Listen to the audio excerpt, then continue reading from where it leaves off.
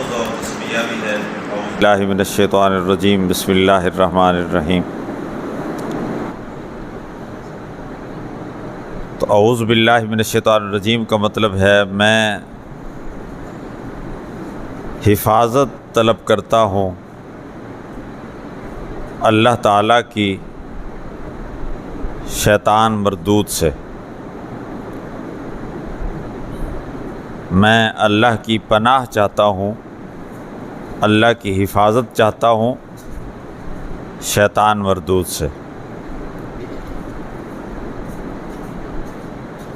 یہ قرآن پاک کی تلاوت سے پہلے اللہ تعالیٰ کا حکم ہے کہ آپ اس طرح ضرور کریں۔ یہ دراصل قرآن پاک کی تلاوت کی نیت ہے کہ قرآن کا مقصد اللہ تعالیٰ کی نافرمانی سے اور شیاطین کے شر سے بچنا ہے، تو اس لیے اس کا ذکر کرنا اصل میں ارادہ کرنا ہے، نیت کرنی ہے کہ اللہ تعالیٰ کے جو احکام ہیں اور اللہ پاک نے جو کہا کہ اس کام سے بچو، تو اس سے بچنے کے لیے اللہ تعالیٰ کی مدد درکار ہے۔ تو یہ عاجزی کا ایک طریقہ ہے، عاجزی اور انکساری ہے بندے کی طرف سے کہ اے اللہ، میں شیاطین کے شرور سے اور برائیوں سے، نفس کے شر سے میں خود نہیں بچنے کی طاقت رکھتا، بلکہ آپ مدد فرمائیں، آپ ہی مجھے بچائیں۔ تو یہ تعوذ جو ہے یہ اس طرح سے ہے جس طرح کہ انسان کسی مصیبت میں مبتلا ہو اور کوئی آفت اس کے پیچھے آ رہی ہو، یا جس طرح سے آندھی ہوتی ہے، تو انسان کو ایک اوٹ کی ضرورت ہوتی ہے، ایک پناہ گاہ کی ضرورت ہوتی ہے، انسان اس پناہ گاہ کی طرف جاتا ہے۔ تو یہ اس کے ساتھ اس کی مشابہت پیدا کی گئی ہے کہ گویا شیطان کی جو شرور ہیں اور جو گناہ ہیں، جو اللہ کی نافرمانیاں ہیں، وہ انسان کو چونکہ بہت پسند ہوتی ہیں، گناہوں میں لذت ہوتی ہے، تو انسان کے لیے بچنا اس کے لیے مشکل ہوتا ہے،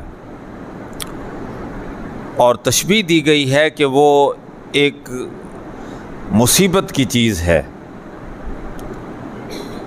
جیسا کہ رسول پاک صلی اللہ علیہ وسلم کا ایک فرمان ہے کہ فاسق، فاجر، منافق کے لیے گناہ ایسے ہے جیسے اس کے چہرے پر، اس کی ناک پر کوئی مکھی بیٹھی تھی تو اس نے اڑا دی، اور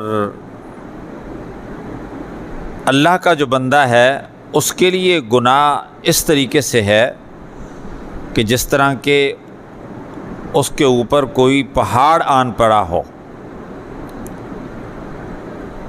تو مطلب یہ ہے کہ ایک برا آدمی برائی کو کوئی اہمیت نہیں دیتا، اور ایک نیک آدمی جو ہے اگر اس سے گناہ سرزد ہو جائے یا ہونے کے قریب ہو تو اس کو بڑی فکر لاحق ہو جاتی ہے، اور اس کے لیے ایسے ہے جیسا کہ اس کے اوپر کوئی پہاڑ آن پڑا ہو۔ تو اس لیے اللہ تعالیٰ کی مدد حاصل کرنے کے لیے انسان کہتا ہے اعوذ باللہ من الشیطان الرجیم کہ اے اللہ، میں آپ کی پناہ چاہتا ہوں۔ اس کو ہم یوں بھی سمجھ سکتے ہیں کہ انسان کمزور ہے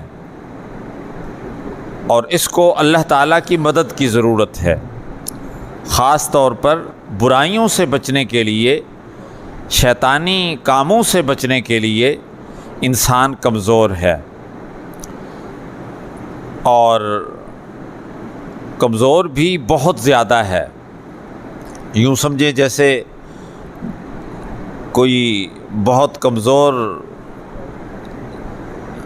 پرندہ ہوتا ہے تو ماں اس کو اپنے پروں میں لے لیتی ہے اور اس کو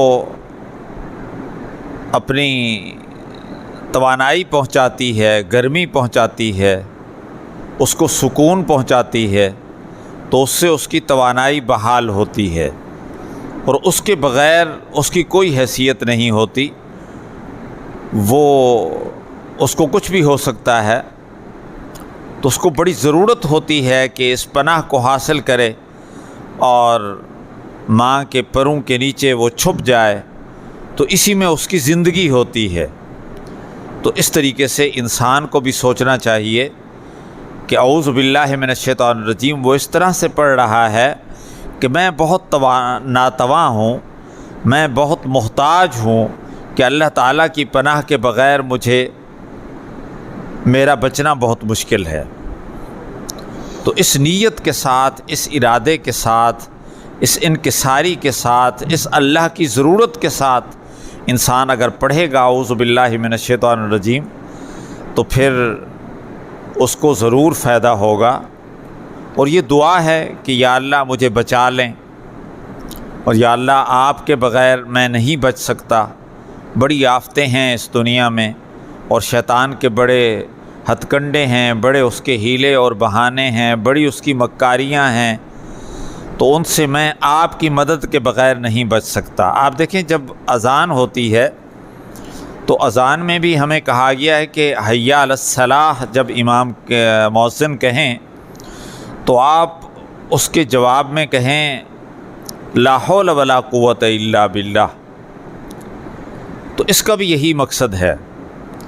باقی ساری اذان کے جواب میں وہی الفاظ دہرانے کا حکم ہے کہ انہوں نے کہا اشہد ان لا الہ الا اللہ، تو ہم نے بھی اس کو غور سے سنا اور پھر خود ادا کیا حی علی الصلاح، حی علی الفلاح، دوسرے الفاظ اشہد ان لا الہ الا اللہ، اشہد ان محمد الرسول اللہ۔ لیکن حی علی الصلاح اور حی علی الفلاح کے ساتھ اللہ پاک کا حکم ہے کہ آپ کہیں کہ میرے پاس اس کی ہمت نہیں ہے۔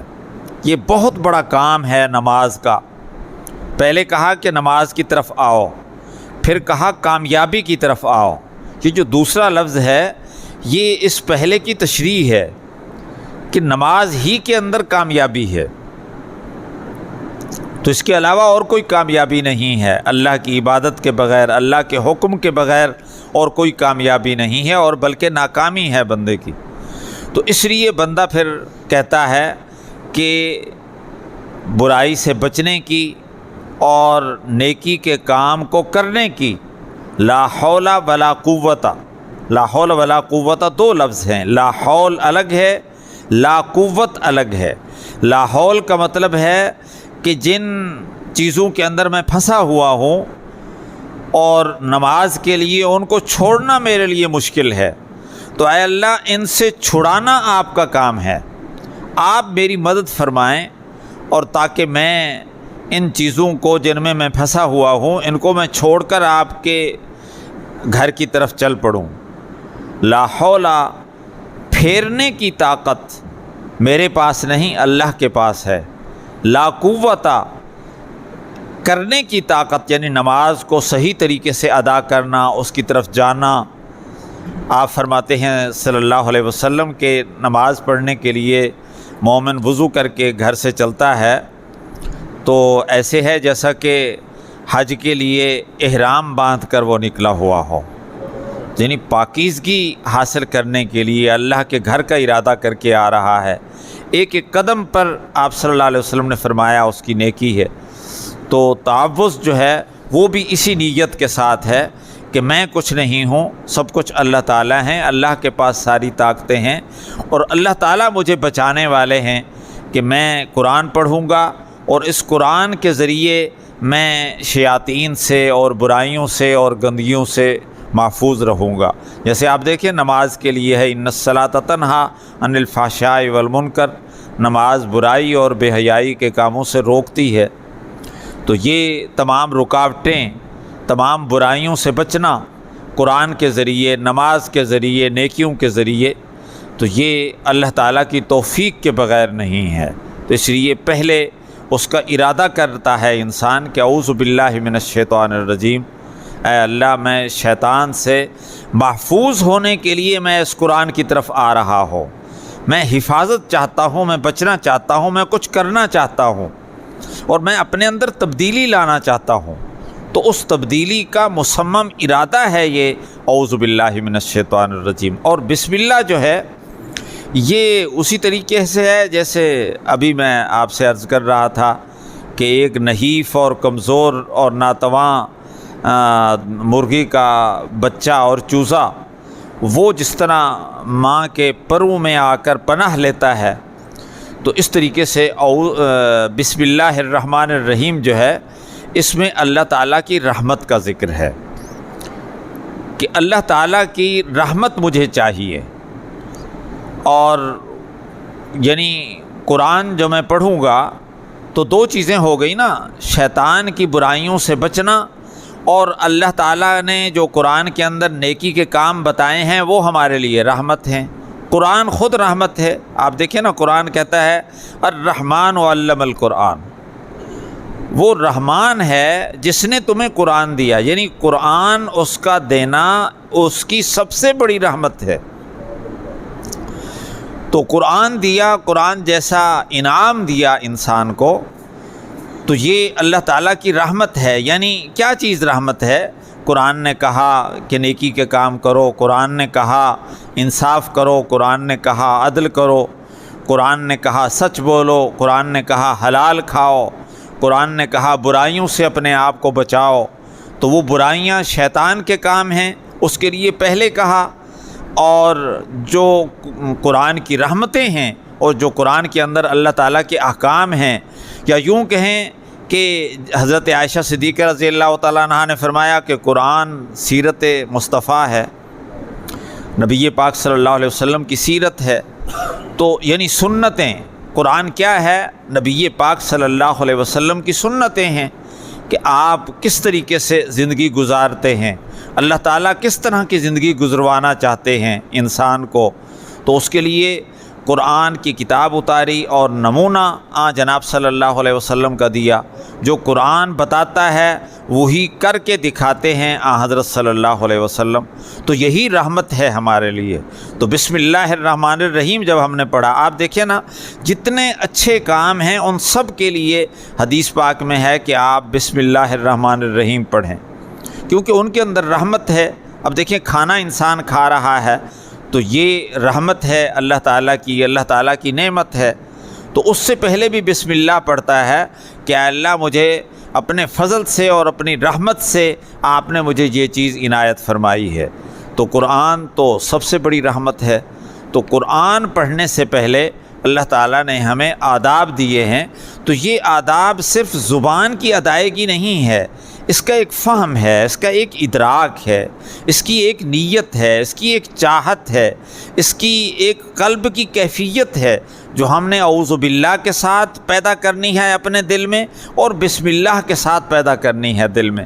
اور بڑی آسان چیز ہے کہ شیطان کے شرور سے جو قرآن بچانا چاہتا ہے اس سے میں اللہ کی حفاظت حاصل کرنا چاہتا ہوں، اور جو قرآن کے اندر رحمتوں کے دریا بہہ رہے ہیں میں ان رحمتوں کو اللہ کی رحمت کے ساتھ حاصل کرنا چاہتا ہوں۔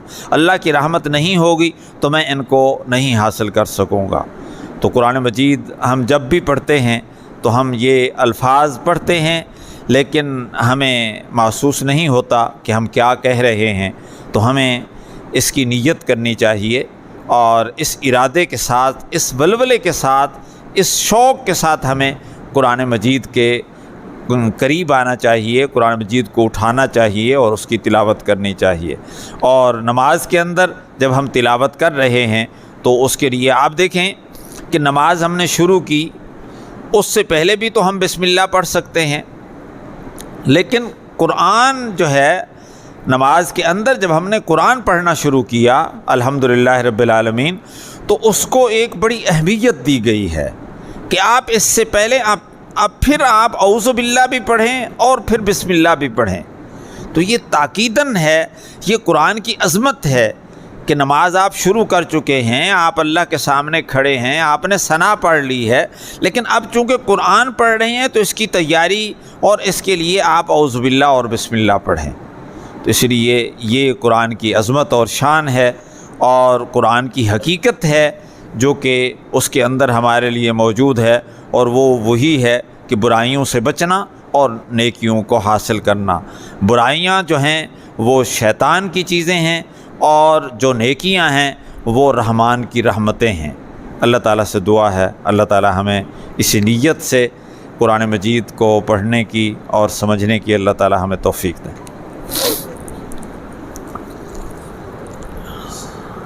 بسم اللہ الرحمن الرحیم، اللہم صلی علی سیدنا محمد وآلہ وسلم۔ ربنا ظلمنا انفسنا وإن لم تغفر لنا وترحمنا لنكونن من الخاسرین۔ اللہم اعنا علی ذکرک وشکرک وحسن عبادتک۔ اللہم انت السلام ومنک السلام تبارکت یا ذا الجلال والاکرام۔ اللہم انا نعوذ بک من عذاب القبر ونعوذ بک من فتنة المسیح الدجال ونعوذ بک من فتنة المحیا والممات ونعوذ بک من المأثم والمغرم۔